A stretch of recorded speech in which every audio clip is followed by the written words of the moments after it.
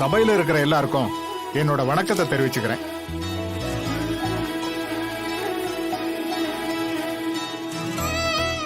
நான் தான் சம்யுக்தாவோட அப்பா. எங்க குடும்ப வழக்கப்படி பொண்ணுக்கு எவ்வளவு செய்யறோங்கிறத சபையில சொல்றது வழக்கம்.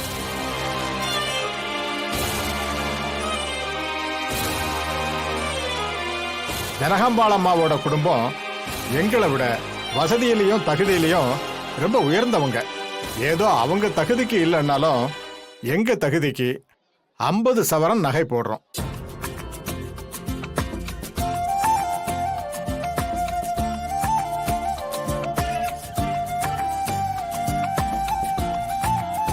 இந்த நகையெல்லாம் நம்ம பொண்ணு கழுத்துல போடுமா?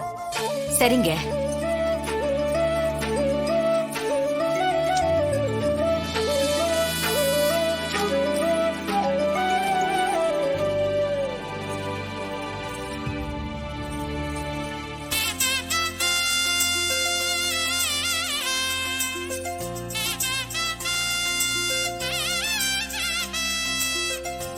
அடேங்கப்பா, டிசைன் ஒன்னொன்னு தரமா இருக்கே. இன்னைக்கு தங்கம் வைக்கிற விலைக்கு 50 பவுன் பெருசுதான். ஆமா ஆமா.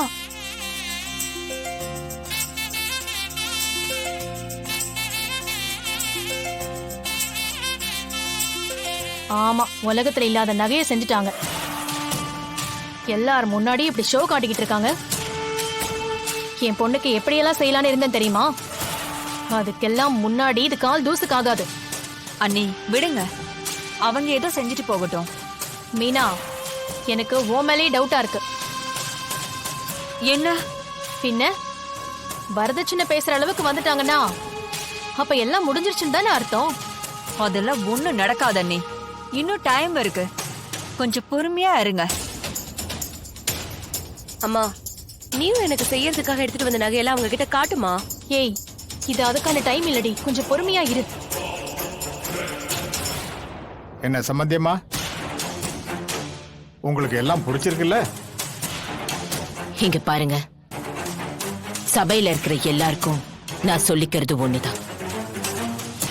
எனக்கு இந்த வரதட்சணை வாங்குறது கொடுக்கறது இது ரெண்டுலயுமே விருப்பம் இல்ல.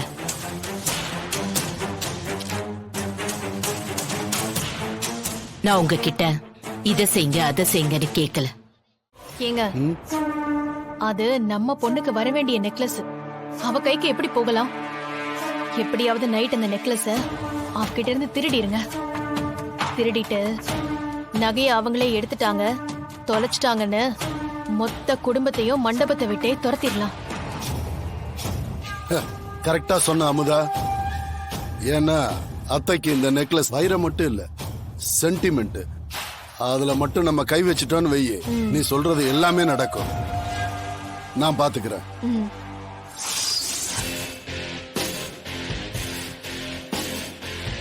சீக்கிரம் வாங்கடா. ஐயா, ஜனமா சபையில வச்சு அந்த சம்யுக்தாக்கு ஒரு வைர நெக்லஸ் கொடுத்திருக்காங்க. அவ அத ரூம்ல தான் வச்சிருக்கிறா. யாருக்கும் தெரியாம அதை ஆட்டே போடணும். சரிங்க ஐயா. ரொம்ப ஜாக்கிரதை, மாட்டிக்க கூடாது, பார்த்து செய்யணும். சரிங்க ஐயா, நாங்க பாத்துக்கிறோம். சரி போங்க. வாங்க. அட வாங்க பாஸ். என்ன ப்ரோ பெட்டியில? அது நகை. என்ன நகை? கொஞ்சம் திறந்து காட்டுங்க பாப்போம். என்ன கவுது?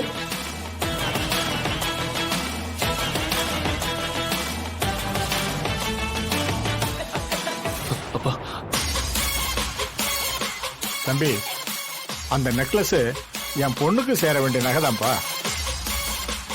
அதை எப்படி நாங்க திருடுற மாதிரி சொல்ற?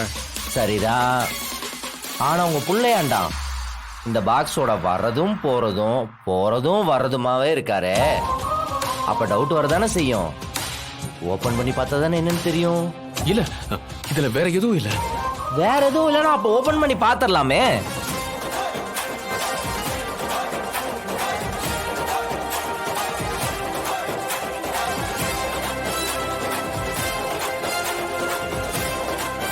இப்ப என்னன்னா ஜனாமாவோட நகை ரொம்ப காஸ்ட்லியானதான்.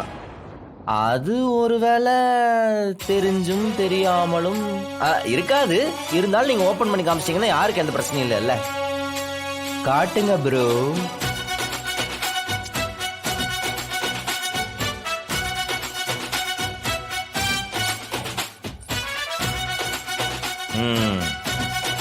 அடுத்த பாக்ஸ்.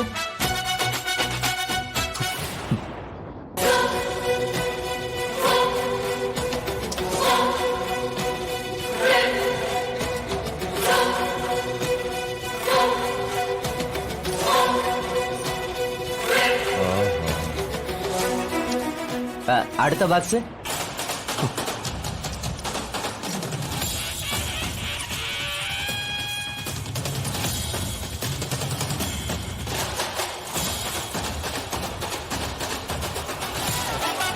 பாத்தீங்களா, இதுல என் தங்கச்சிக்கு போட்ட நகைங்க மட்டும்தான் இருக்கு. பொண்ணு வீட்டுக்காரங்களுக்கே இப்படி சந்தேகப்படுறீங்களே.